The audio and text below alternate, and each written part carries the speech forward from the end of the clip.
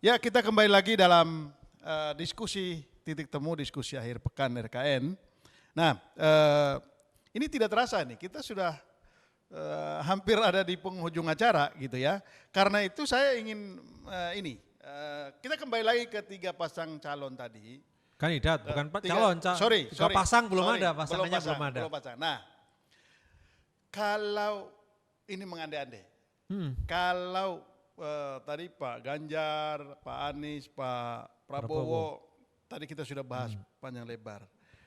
Untuk memperkuat visi mereka, ya visi, kita ngomong khusus soal pemberantasan korupsi, ini kan ada beberapa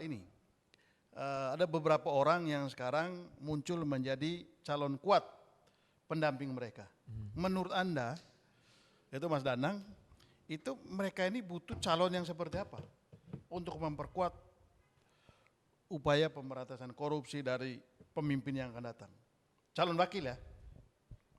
Nah ini yang agak sulit ini ya, karena sebetulnya di level wakil ini kan pemilu kedepannya sangat kompetitif ya, karena ini orang baru semua. Saya nggak yakin juga lembaga survei berani prediksi siapa yang akan menang, karena semua masih dalam rentang error yang sama gitu ya.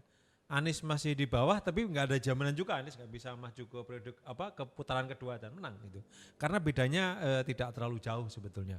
Karena belum ada wakilnya ini. Kalau wakilnya akan menentukan nanti kemudian kemenangan dari kandidat ini. Tapi semua masih tipis, masih berimbang ya. Mas Danang mau mengatakan bahwa karena persaingannya relatif ketat, maka wakil ini menjadi sangat penting. Sangat penting. Dan seberapa penting? Dan yang dari beredar ini kan wakil ini representasi dari kelompok sosial tertentu atau representasi modal, representasi kapital gitu ya. Mengapa saya sebut demikian? Misalnya beberapa wakil yang dimunculkan misalnya untuk mendampingi Anies, ini kan dia butuh yang Islam yang agak moderat, NU atau agak nasionalis ya. Agak ke tengah karena dianggap dia cenderung didukung oleh kelompok yang relatif konservatif, makanya dia butuh representasi itu. Demikian juga sebaliknya Ganjar kan, Ganjar karena dari representasi nasionalis dia mengharapkan kemungkinan ada yang dimunculkan ya representasi dari kelompok yang religius, tetapi calon yang lainnya juga cukup kuat, ini representasi dari kapital gitu kan. Calon-calon seperti Sandiaga Uno, Erick Thohir, ini kan yang mereka bawa bukan representasi sosial tapi duit kan, karena mereka dari pengusaha besar gitu kan, konglomerat malah kan, atau bahkan mungkin mereka juga bagian dari oligarki gitu ya, yang kekuatan finansial mereka sangat dibutuhkan ketika kemudian dalam kontestasi pilpres ke depan. Dan celakanya kemudian berbagai infrastruktur untuk mencegah itu seperti tadi disinggung sebentar oleh Bung Ray ini sudah mulai dilemahkan pengawasan terutama akuntabilitas pendanaan politik. Ini yang saya kira cukup mengkhawatirkan ke depan karena kemudian kapital ini bisa berlomba-lomba mendukung kelompok kandidat yang paling kuat dan untuk memastikan mereka ke depan sebetulnya menikmati berbagai fasilitas terutama konsesi dari pemerintahan yang akan datang. Oke, nah saya ke Bung Ray dulu. Bung Ray, salah satu lembaga survei baru-baru ini juga menyampaikan hasil surveinya di sini. Dari hasil survei mereka menunjukkan bahwa beberapa calon wakil presiden yang kuat itu ada Ada Erick Thohir, ada Mahfud MD, ada Sandi, lalu kemudian ada Emil. Nah, menurut Anda dari nama-nama wakil ini itu sebetulnya calon presiden, tadi Mas Danang bilang calon wakil presiden ini punya peran yang sangat penting untuk menentukan kemenangan. Saya setuju itu, ya di tengah persaingan yang luar biasa. Tetapi terkait dengan diskusi kita, dari calon-calon ini yang ada, yang bisa diharapkan untuk memperkuat calon wakil presidennya untuk mendorong agenda pemberantasan korupsi, dari nama-nama yang ada, bagaimana Anda menilai? Ya, saya kalau lihat dari yang tiga ini, Mas, yang sulit diprediksi siapa wakilnya itu cuman Ganjar. Karena Ganjar terbuka komunikasi dengan pihak manapun. Oke. Dari 4 nama yang Anda sebutkan itu tadi masih memungkinkan bagi Ganjar untuk didampingkan gitu. Nah, tapi bagi Anies, bagi saya 80% ya AHY calon wakil presidennya. Udah terkunci tuh. Udah terkunci ya. Iya. Coba Anda bisa bayangkan. Oke. Dengan pasangan itu bagaimana Anda menilai untuk konteks pemberantasan korupsinya? Tunggu dulu. Oh, tunggu Karena dulu. saya jelaskan sedikit. Oke.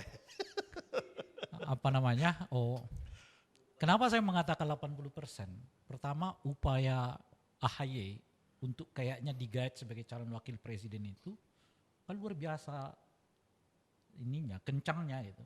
Terakhir kan pidatonya 1 hari sebelum pidato ya acara apel siaga kan.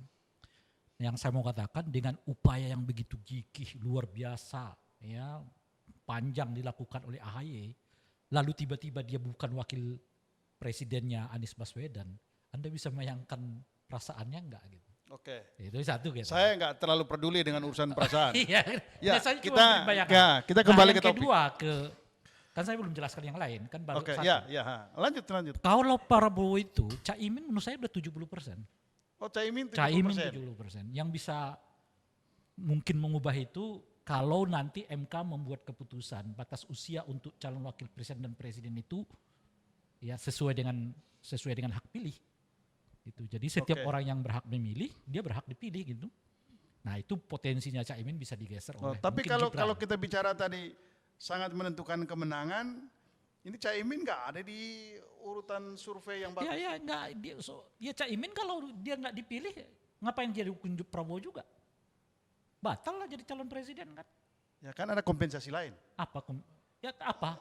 Ya partainya dapat ini dong, jatah menteri dong. Ya kalau cuma dapat jatah menteri kan dia bisa gabung kepada tempat partai yang lain. Ya, tapi kan bisa negosiasinya bisa. Iya makanya kalau sama AHY kalau cuma dapat jatah wakil presiden kan dia lebih baik cari calon presiden yang lebih mungkin menang.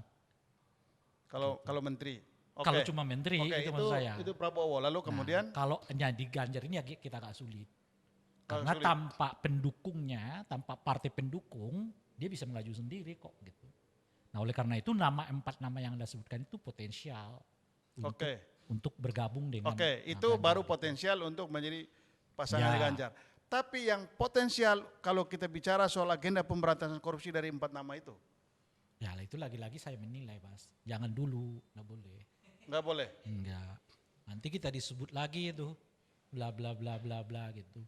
Bagi saya bukan menilai orang per orang. Gitu. Kan saya udah kasih clue-nya. Kalau pengamat kan boleh aja dong.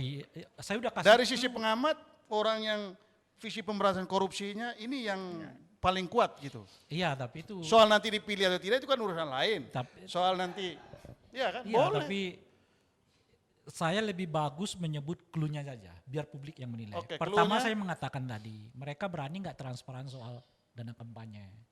Dengan uang yang warawiri ke sana kemari itu, berani nggak mereka transparansi atau tidak? Di Itu antara satu. yang ada itu ada yang berani nggak?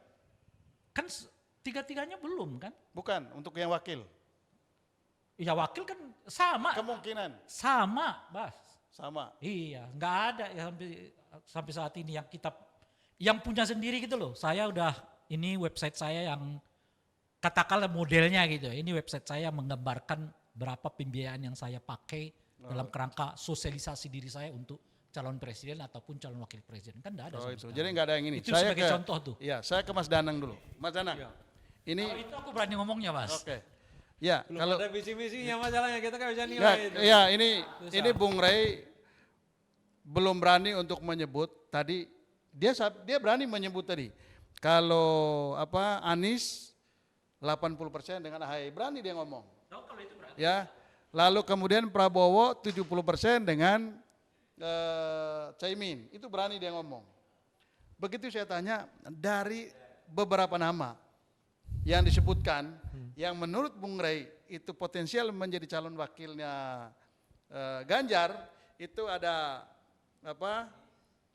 ada siapa tadi?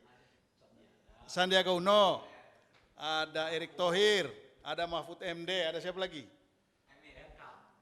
Emil. Ada Ridwan Kamil. Menurut Anda yang kuat visi pemberantasan korupsinya dari nama-nama itu siapa? Yang bisa memberi harapan. Ini kan kita ngomong harapan, karena kita bicara soal harapan agar masyarakat itu punya animo untuk ikut pemilu yang akan datang. Agak susah ya, agak susah menilai itu karena pertama itu belum definitif ya. Oh ya pasti, ini kan kita dan bahkan memprediksi. saya nggak yakin juga lembaga survei bisa memprediksi bahwa itu, atau saya yakin Bung Ray tadi ya 70% 80% tadi, karena itu masih cair, masih dinamis dan kemudian saat-saat terakhir ya. Bagi saya yang penting ini sebetulnya adalah insentif apa yang bisa diberikan ketika pasangan dan kandidat itu mengusung pemberantasan korupsi. Itu yang sepertinya belum tampak gitu ya. Padahal dari beberapa pemilu yang lalu itu sebetulnya pemberantasan korupsi itu memberikan kontribusi kemenangan kepada SBY. SBY pada periode kedua itu kan semangatnya pemberantasan korupsi gitu kan. Jokowi itu kan juga terpilih karena dia sukses memberantas korupsi di Solo, di Jakarta gitu ya.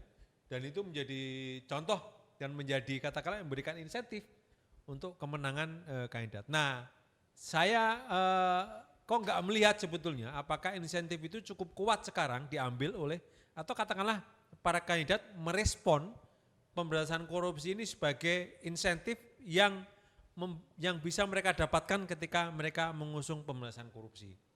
Karena kalau kita saksikan dari beberapa pidato terakhir ini kan sebetulnya mereka tidak cukup kuat ya mengusung pemberantasan korupsi. Mereka tidak punya cukup modal yang kuat seperti Jokowi dulu atau katakanlah SBY dulu dengan memberantas korupsi kemudian mereka terpilih gitu ya. Oke. Baik katakanlah Prabowo atau Anies kan sebenarnya tidak mengangkat isu pemberantasan korupsi, tapi kan lebih ke bagaimana menata kota gitu kan. Atau menata kata. Nah itu yang diplesetkan para kritikusnya. Oke, kita gitu break ya. dulu. Nanti kita akan lanjutkan setelah yang satu ini.